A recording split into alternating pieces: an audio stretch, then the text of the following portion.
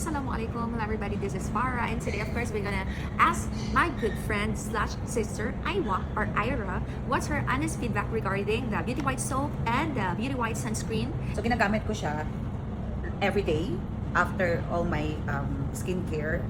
Maglalagay ako ng sunscreen, especially kapag lalabas talaga ako kasi dito sa Qatar sobrang hindi naman siya ganun kaaraw pero ang init ng humid, so kailangan talaga natin ng sunscreen siya. And also sa stage kasi yung spotlight sobrang init, so kailangan din natin ng sunscreen. And sobrang dikit nito sa makeup.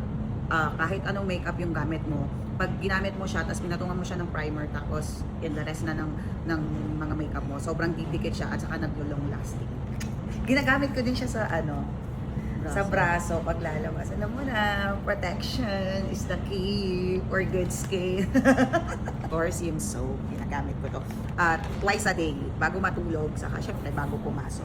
Micro peeling lang siya, so okay siya. Gentle pa rin siya sa skin mo. Hindi siya yung talagang sobrang magbabalat na mahapda, hindi naman. Maganda din to. Tapos, 5 na siya. So, thank you, Farah. Sharing is caring. Sharing is caring. Thank you. Thank you. That's all.